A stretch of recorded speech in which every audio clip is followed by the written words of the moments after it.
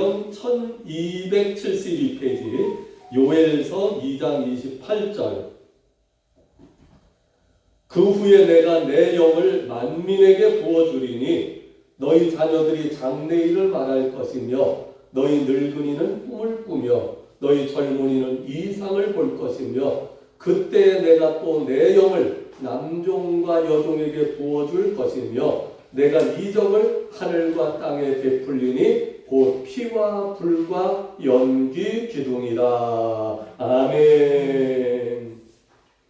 하나님 아버지 감사합니다. 주님을 찬양합니다. 경배합니다. 오늘도 주님 앞에 나와 예배드리는 성도들, 우리의 예배를 통하여 찬송과 영광을 받으시고 오늘 이 시간에도 예비하신 은혜, 하나님 아버지의 사랑과 복을 내려주시되 주시는 말씀, 요엘서 2장의 말씀대로의 은혜, 말씀대로의 축복을 우리에게 허락하여 주시되 하나님이 우리에게 주시는 모든 은혜 중에 기도의 응답 중에 가장 귀하고 좋은 것, 구하는 자에게 성령을 선물로 주시리라 약속하신 것처럼 하나님 우리가 하나님의 보내실 성령의 충만함을 사모하며 기다립니다. 오늘 말씀대로 우리 모두에게 하나님의 영, 성령으로 충만하게 부어주시옵소서. 박옥순 성도님 예물 드립니다. 귀한 예물 받으시고 주님 앞에 작정하여 기도하는 가운데 하나님이 모든 기도를 들으시고 응답하여 주시되 구하는 것이나 생각하는 것보다 넘치도록 능히 하실 수 있는 하나님의 은혜로, 응답으로, 축복으로, 능력으로 역사하여 주시옵소서. 예수님 이름으로 기도하옵나이다. 아멘. 우리가 이 세상 살아가는 동안에 육신의 계획과 육신의 세상의 절기를 따라 살아가게 됩니다. 그러나 우리 성도들은 육신의 계획과 육신의 절기보다도 성경의 절기, 성경이 말하는 그 흐름을 따라서 살아가는 것이 영적 생활에 훨씬 더 유익합니다. 그래서 교회의 절기를, 교회의 일련의 흐름을 보면 성탄절을 기점으로 해서 성탄절을 준비하는 대강절이 있고요. 대강절, 대림절. 그래서 예수님의 강림을 기다리는 절기. 그 대강절, 대림절을 통하여 성탄절, 예수님이 오시는 날을 맞고 그 다음에 성탄절이 지나고 나면 이제 사순절, 예수님의 죽으심과 부활을 준비하기 위한 사순절 40일 절기를 이제 우리가 보내게 되고요. 그 다음에 부활절이 지난 다음에부터는 올해는 5월 28일이 성령 강림절입니다. 성령께서 이 땅에 오신 그날을 기념하며 또 성령이 내게도 오시옵소서. 우리가 예수 믿을 때 성령을 받았습니다. 그러나 그것은 아주 약한 성령, 부분적인 성령이라면 성령 강림절을 통하여 우리가 더 풍성한, 더 강한, 더 뜨거운 성령 충만을 사모해야 됩니다. 그래서 성령 강림절을 이제 앞두고 성령 충만을 사모하며 기다리는 기간입니다.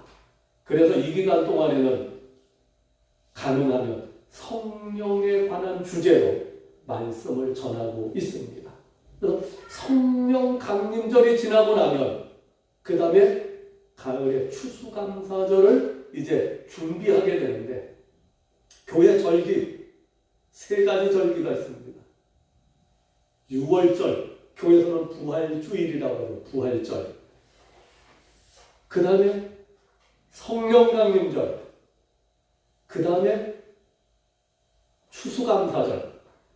교회의 3절기가 우리 성도들의 신앙생활과 가장 밀접하고 중요한 3가지 교회의 명절입니다. 부활절을 통하여 예수 그리스도를 통한 구원의 은총을 우리가 받습니다. 그래서 구약 성경에서 6월절입니다. 부활절이 금요일 저녁 해지는 시간부터 토요일 해지는 시간까지가 구약 성경의 6월절이고 토요일 지난 주일날 새벽이 교회의 부활절입니다. 그래서 6월절과 부활절은 우리 교회에서는 그냥 하나로 생각하고요. 이 6월절의 개념은 뭐냐? 애굽의 종살이에서 출애굽한 날. 다시 말해서 이 부활절의 의미는 예수 믿기 이전에 죄와 저주와 사망 속에 살던 우리가 예수 그리스도의 십자가의 공로로 구원받은 은혜, 죄와 저주와 사망에서 건진받은, 구원받아 천국 가나안을 향하여 살아가는 구원의 출발이 바로 구약 성경에는 6월절이요 신약 성경에는 부활절입니다. 구원의 출발입니다. 그 다음에 성령 강림절과 여름에 지내는 맥추절, 이 맥추 감사절은 사실은 성령 강림절과 같은 날입니다. 6월절부터 50일째 되는 날, 6월절부터 50일째 되는 날이 오순절이고 그 오순절에 사도행전 2장 오순절이 이름에 성령이 강림하셨습니다. 그래서 오순절에 성령이 임하신 그날을 성령 강림절이라고 합니다. 부활절에 예수 믿고 구원받은 구원의 출발, 이걸 성도의 신앙생활을 세 단계로 나누면 의화구원, 칭의구원이라고 합니다. 예수 믿고 나면 죄와 허물이 그대로 있는 대로 너는 죄인이 아니고 의인이다 인정해 주시는 칭의구원, 이걸 신학용어로 의화구원의 단계라고 합니다. 출애굽 과정입니다.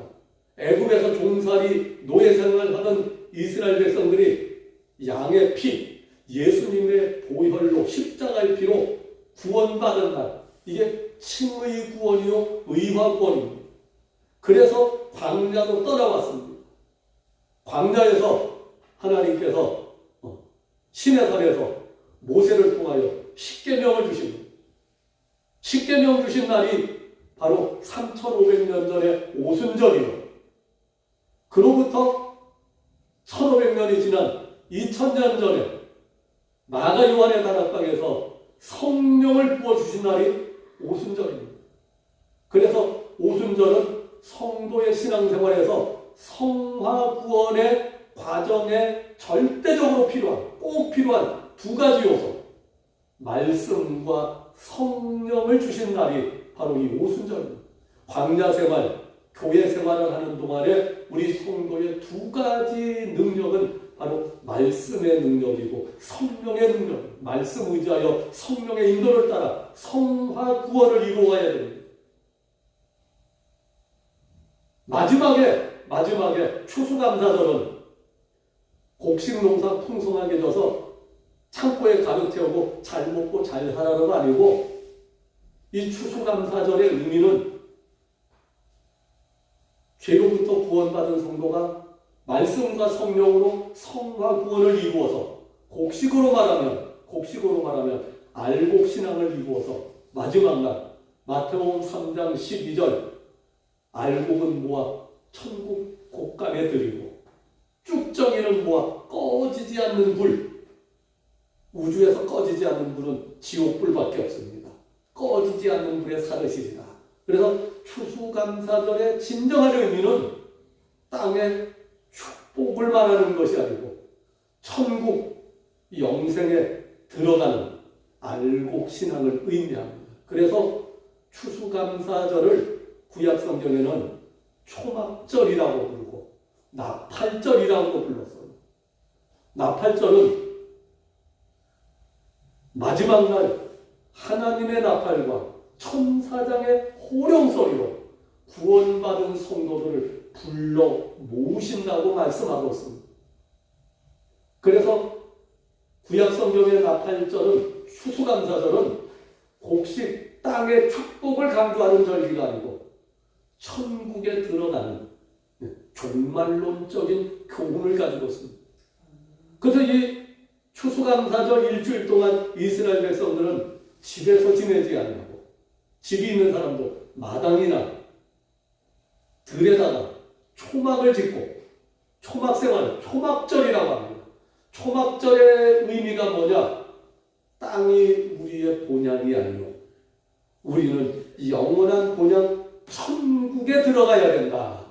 초막절의 의미도 천국을 강조하는 것입니다. 풍성한 곡식으로 하나님께 감사 제사를 드리는 것, 이 곡식이 땅의 번성과 땅의 축복을 의미하는 것이 아니라 천국에 들어가는 영화구원, 구원의 3단계, 예수 믿고 구원받는다. 이게 하나로는 구원이지만 이 구원의 과정을 세분하면 의화구원, 1단계 구원, 2단계 구원, 성화구원, 현재 구원, 미래 구원, 3단계 구원, 영화구원입니다. 그래서 예수 믿으면 누구나 다 구원받았습니다. 너는 의인이다. 칭의 구원을 받았습니다. 칭의 구원 받았다고 다 된 것이 아닙니다. 칭의 구원 받은 사람은 그 다음부터는 이제 예수 그리스도의 장성한 분량에 이르기까지 자라가야 됩니다. 성화 구원을 이루어야 됩니다. 성화 구원의 과정에 절대적으로 필요한 것이 말씀과 성령의 도우심입니다. 그래서 이 성화 구원의 과정을 정상적으로 이룬 사람은 알곡 신앙을 갖추게 됩니다. 이 성화 구원의 과정에서 정상적으로 신앙생활을 하지 않게 되면 나중에 가서 쭉정이가 되고 맙니다. 도시에 있는 분들은 잘 모르지만 어려서부터 시골에서 자란 저는 알곡과 쭉정이 개념을 잘 압니다. 특히 벼농사 지은 사람들 벼이삭을 보면요, 겉으로 보기에는 알곡과 쭉정이가 똑같아 보여요. 손으로 만져봐도 똑같아. 그런데 똑같은 벼이삭 속에도 알곡이 있고 쭉정이가 있어요. 겉으로 보기에도 똑같은 이삭이고 손으로 만져봐도 똑같은 이삭인데 이걸 어떻게 구분하느냐? 알곡과 쭉정이는요, 바람으로, 옛날에 시골에서 키라고 그러죠. 풍부라고 그러죠. 바람을 붙이면서 바람에다 날려보면 알곡은 앞에 떨어지고 쭉정이는 멀리 떨어집니다. 또 그걸 또 2단계 또 알곡과 쭉정이를 또 갈라요. 어떻게? 물에다 담궈보면 알곡은 가라앉고 쭉정이는 둥둥 뜹니다. 그래서 마지막 날 알곡과 쭉정이를 구별하는 그 관문이 마지막 날 환난의 풍파입니다. 환난의 풍파를 통하여 알곡 신앙은 하나님께로, 쭉정이는 세상으로 날려나가게 됩니다. 자, 이런 모든 과정, 우리 성도들이 예수 믿고 구원받아서 이제 성령, 오순절 성령의 오심으로, 오순절에 성령만 보내주신 것이 아니고 신의 산에서 말씀 주신 날도 오순절이요, 성령을 보내주신 날도 오순절입니다. 현재 구원, 성화 구원을 이루는데 절대적으로 필요한 두 가지 요소가 말씀과 성령입니다. 말씀과 성령으로 살아서 결국은 알곡 신앙을 이루면 천국 들어가고, 알곡 신앙이 못되고 쭉정이가 되면 마태복음 3장 12절 13절 꺼지지 않는 불에 사르신다고 말씀하고, 그래서 사도 바울은 고린도전서 9장 27절에서 나는 날마다 나를 쳐서 복종시킨다. 왜? 내가 다른 사람들에게는 복음을 전했지만 마지막 순간에 나는 버림을 받을까 두려워하기 때문이다. 구원의 확신이 없어서 두려워하는 것이 아니고 그럴 가능성이 조금이라도 있기 때문에 구원의 완성에 도달하기까지는 항상 조심해야 된다. 근신하고 경솔해야 된다 하는 말을 고린도전서 9장 27절에서 표현하고 있고요. 빌립보서 2장 12절에서 두렵고 떨림으로 너희 구원을 이루라. 구원을 이루라는 것은 현재 진행형입니다. 구원의 완성, 영화 구원의 관문을 통과하기까지 구원받은 상태를 계속 유지해 나가야 된다.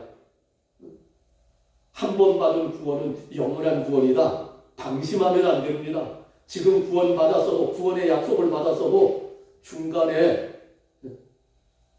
자기 스스로 주저앉을 수도 있고 배도할 수도 있고 사탄 마귀의 방해 역사에 의해서 나도 모르게 넘어질 수도 있고 잘못된 길로 빠질 수도 있고, 그래서 최종 목적지 천국에 들어가는 그 순간까지는 두렵고 떨리는 마음으로 구원을 유지 상태로 계속 유지해나가요. 그러기 위해서 꼭 필요한 것이 성령의 도우심, 성령의 인도하심입니다. 자, 5월 28일이 성령 강림절입니다. 성도가 성화구원을 이루고 알곡신앙을 이루고 천국 들어가는 성도가 되기 위해서 절대적으로 필요한 것이 성령의 도우심입니다. 자, 오늘 구약성경에서 요엘 선지자를 통하여 하나님 약속하셨습니다. 28절, 내가 내 영을 만민에게 부어주리니, 하나님의 성령을 부어주시겠다고 하나님께서 약속하셨습니다. 하나님의 영, 성령은 하나님이 보내주시겠다고 약속하셨고, 약속하신 성령을 약속하신 대로 보내주세요. 누가복음 24장에서 예수님 제자들을 떠나 하늘로 올라가시기 전에 제자들에게 신신당부하십니다. 아버지의 약속하신 것을 받을 때까지, 다시 말해서 성령의 능력을 입히울 때까지 이 성에 유하라, 머물러 있어라. 사도행전 1장에서는 성령이 너희에게 임하시면 너희가 권세와 능력을 받고 예루살렘과 온 유대와 사마리아와 땅끝까지 이르러 복음의 증인이 될 것이니 성령 받아야 된다. 예수님이 신신당부하고 제자들이 보는 앞에서 구름을 타고 올라가셨습니다. 예수님 하늘로 승천하신 후에 제자들이 마가 요한의 다락방에 왔습니다. 오순절 열흘전입니다.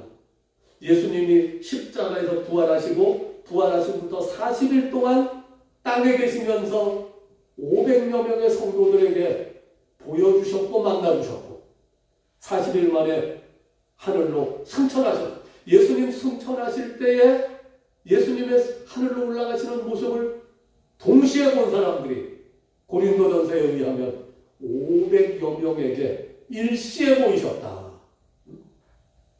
한 자리에서 500여 명의 성도, 그 성도들이 바로 예수님 감람산에서 승천하실 때 보고 있었던 성도들입니다. 구름을 타고 올라가신 이후에 이제 성도들이 마가 요한의 다락방으로 왔습니다. 예수님의 명령하신 대로 성령 충만을 받을 때까지 이 성에 머물러 있어라. 그래서 마가 요한의 다락방에 와서 하나님께 기도하기 시작합니다. 하나님, 우리 예수님 약속하신 대로 성령을 우리에게 보내주시옵소서. 성령의 능력을 주시옵소서. 우리에게 성령의 충만함을 주시옵소서. 자, 이거 같이 읽어보겠습니다. 시작. 성령이여 우리에게 임하소서. 마가 요한의 다락방에 최종 10일째 되는 날 오순절 날에 120명의 성도들이 성령 충만을 받았죠. 처음부터 120명은 아니었을 것입니다. 예수님 구름 타고 올라가신 모습을 본 사람이 500명입니다. 500명이 한꺼번에 다 왔는지는 모르겠어요. 그러나 뭐 집에 급한 일이 있어서 갔다가 올게 하고 간 사람도 있을 테고, 열흘 동안 기도하는 동안에 이런저런 사정 때문에 왔다 갔다 하다가 뭐 빠진 사람도 있을 테고, 어쨌든 최종 열흘째 되는 날까지, 오순절 날까지 성령 충만을 위하여 기도하던 사람들 120명 위에 사도행전 2장 1절에 보면 오순절이 이미 이름에 성령이 거기에 기도하고 있던 120명 위에 임했다고 성경은 분명히 말씀하고 있습니다. 자, 이 과정은 다음 시간에 더 말씀드리고요. 그럼 성령을 왜 하나님이 보내주셨느냐? 오늘 요엘서 2장 28절에도 내가 내 영을, 성령을 만민에게 부어주리라. 만민에게, 모든 사람에게 약속하신 것이지만 모든 사람에게 주신 것은 아닙니다. 세상 모든 사람들에게 다 약속하셨지만 이 약속이 모든 사람들에게 다 적용되는 것은 아닙니다. 누구에게? 하나님의 약속의 말씀을 믿고 하나님 그 약속의 말씀대로 나에게 하나님의 영 성령을 보내주시옵소서. 사모하고 기다리는 사람에게는 적용되는 말씀입니다. 한 8살, 10살 되는 아이들이 한 10명 정도가 동네 놀이터에서, 공원 놀이터에서 막 놀고 있습니다. 멋있는 옷을 차려입은 마님 한 분이 아주 멋있는 옷을 입고 딱 지나가다가 놀이터 울타리 밖에서 안에서 노는 아이들 이렇게 흐뭇하게 바라보고 있습니다. 그러더니 핸드백을 열어요. 10,000원짜리 한 장을 꺼냅니다. 그 아이들 10명이나 되는 아이들이 막 시끌벅글 오는데 야 이거 가져가라 하고 10,000원짜리 한 장을 꺼내 들어요. 애들 10명이 전부 다 돌아봅니다. 다 달려왔느냐? 아닙니다. 한 명만 달려옵니다. 누가 달려왔을까요? 이거 가져가라 하고 10,000원짜리 흔든 사람하고 관계가 있는 사람, 뭐 아들이든지 손자든지 아니면 뭐 이모든지 고모든지 꼭 관계가 있는 사람이 와서 받아가죠. 하나님께서 오늘 내가 내 영을 만민에게 부어주리라, 세상 모든 사람들에게 성령을 보내주시겠다고 약속하셨지만 모든 사람들이 다 받을 수 있는 것은 아니고요. 하나님과 관계가 있는 사람만이 하나님의 약속하신 성령을 받을 수 있습니다. 이는 믿음으로 하나님의 자녀로 선택받은 사람만이 하나님의 약속한 성령을 받을 수 있습니다. 모든 교회와 성도들에게 약속하셨지만 모든 성도들이 다 성령 충만을 받는 것은 아닙니다. 교회 성도들 가운데서도 하나님의 성령을 보내주시겠다고 약속하셨으니 주여 그 성령님 나에게 임하게 하옵소서, 성령을 나에게 부어주시옵소서. 하나님의 약속하심을 말씀을 믿고 성령 충만을 사모하는 사람에게 하나님은 성령을 부어주시는 줄로 믿으시기를 바랍니다. 자, 성령을 왜 하나님이 보내주셨느냐? 성령이 하시는 역할, 첫째, 성령이 하시는 역할 중에 가장 중요한 것은 하나님을 위한 역할입니다. 하나님을 알게 하시고 하나님을 믿게 하시고 하나님의 뜻을 이룰 수 있도록 돕는 역할이 바로 성령님의 역할입니다. 성령이 아니고는 하나님을 알 수가 없습니다. 하나님을 믿을 수가 없습니다.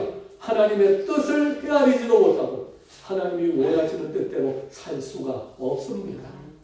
성령께서 우리로 하여금 하나님의 아들이 되게 하시고 아버지 되신 하나님의 뜻을 알게 하시고 성령이 아니고는 예수를 주시라 할 수도 없고 하나님을 아버지라 부를 수도 없게 하십니다.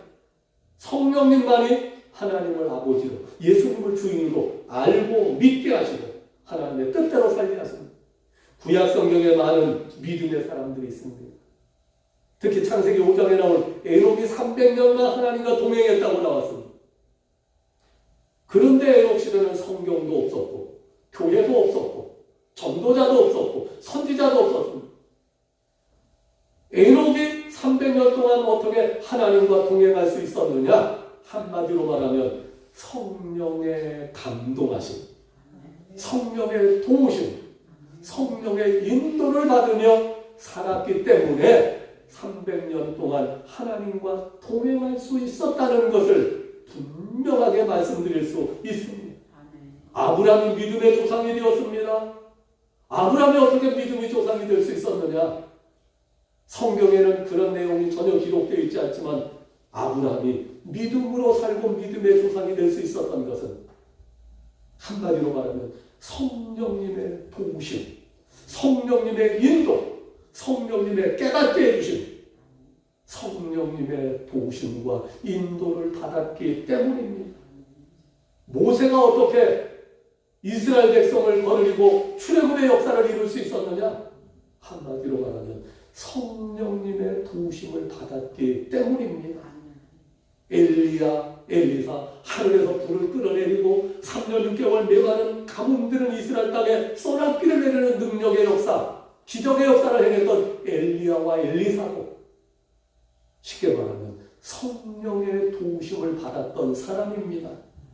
신약시대 바울이나 베드로나 많은 믿음의 사도들, 한마디로 말하면 성령의 도우심을 받았던 분들입니다. 이 시대 우리도 성령의 도우심이 필요합니다.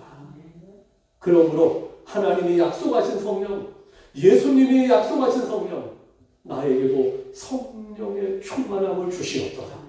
우리가 이미 예수 믿고 구원받았기 때문에 기본적인 성령은 다 받았습니다. 그러나 이것이 다가 아닙니다. 성경은 말합니다. 성령의 충만함을 받으라. 성령의 충만함을 받으라.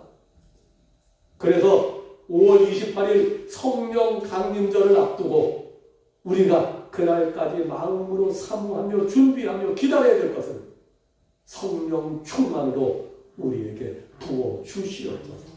2000년 전 마가 요한의 다락방에 오순절 성령 충만을 부어주셨던 것은 우리에게도 나에게도 성령의 충만함을 주시옵소서. 성령이 오신 가장 중요한 목적은 하나님을 위하여 일하는 것입니다. 하나님을 위하여. 두 번째, 성령이 왜 이 땅에 오셨느냐? 예수 그리스도를 증거하기 위하여 성령이 오셨습니다. 예수님이 이 땅에 복음을 완성하고 성천하십니다. 요한복음 16장 예수님 말씀하십니다. 내가 너희를 떠나가야 한다 하고 제자들에게 말씀해 주셨더니 제자들이 근심 걱정이 태산입니다. 예수님이 우리를 떠나가시면 우리는 누구를 믿고 삽니까? 낙심천만입니다. 예수님이 제자들에게 말씀해 주십니다. 내가 실상을 말하느니 내가 너희를 떠나가지 않는 것보다 너희를 떠나가는 것이 너희에게 지금 말하면 100배, 1000배로 유익하다.